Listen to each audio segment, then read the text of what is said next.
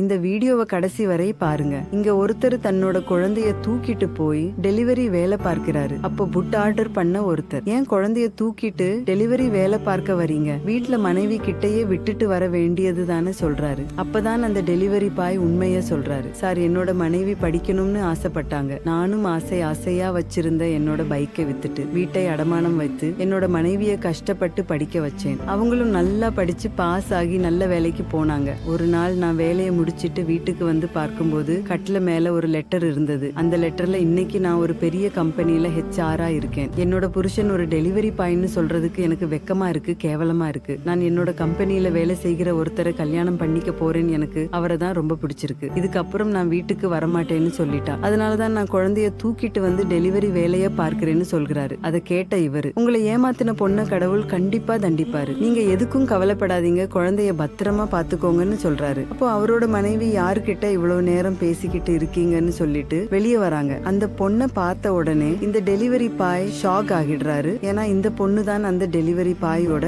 மனைவி. உடனே இவரு, பத்தியமா இந்த உலகத்துல பொண்ணுங்க எப்படி எல்லாம் இருக்காங்கன்னு, பெத்த கை குழந்தைய விட்டுட்டு போக அவங்களுக்கு எல்லாம் எப்படித்தான் மனசு வருதுன்னு சொல்லிவிட்டு உள்ளார போறாங்க. இந்த டெலிவரி பாயும் தன்னோட மனைவி அவளுக்கு பிடிச்ச மாதிரி வாழ்கிறாள். அவள் சந்தோஷமா இருக்கட்டும்னு சொல்லிட்டு அங்க இருந்து எதுவுமே பேசாமல் கிளம்பி போயிட்டாரு. இந்த கதையை பத்தி நீங்க என்ன நினைக்கிறீங்கன்னு இந்த வீடியோவுக்கு ஒரு லைக் போட்டு கமெண்ட்ல சொல்லுங்க.